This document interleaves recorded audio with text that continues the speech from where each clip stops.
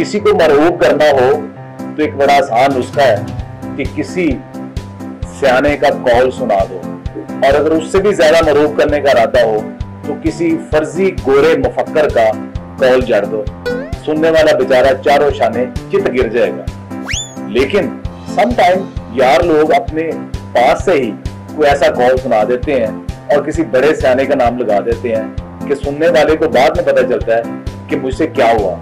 जैसे कल ही किसी शख्स ने मुझे कहा कि वाह वाह वाह वाह वाह, रस्तू ने जी क्या खूबसूरत बात कही है कि अगर अंधेरा ना होता तो हम कभी रोशनी तलाश ना कर सकते। वाह, तो मुझे तो लगता है कि रस्तू ने ये कौल कुछ सत्तू पी के ही तख्लीक किया है। वैसे ऐसे अगर अकवाल ही देने हैं तो ये बीबी टाइम भी अरस्तू से कम नहीं है। मसलन अगर हमें भूख ना लगती तो हम कभी खाना तलाश ना कर पाते। वाह, और हमें प्यास ना लगती तो पानी तलाश ना कर सकते।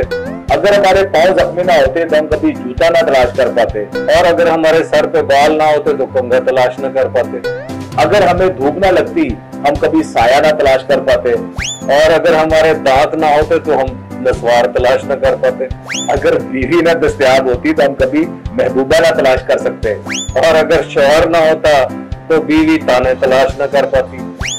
तो ऐसे अकवाले जरी बीबी टाइम भी दे सकती है, क्यों? हाँ जी, मैं बिल्कुल ये सोच रहा हूँ कि हम दोनों बसरा और बुखारी हम यही सर्विस क्यों ना शुरू कर दें, ये अकवाल जरी तख्लीक करें और आपकी खिदमत में अर्जा निर्खों में पेश किए जाए। तो बीबी टाइम आपके लिए हर मौका पे हर सब्जेक्ट के ऊपर अर्जा नरखों के ऊपर अकवाले जरी दस्तयाब है, और ये हर कॉल जो होगा वो आपको कम से कम फेल होने से बचा लेगा।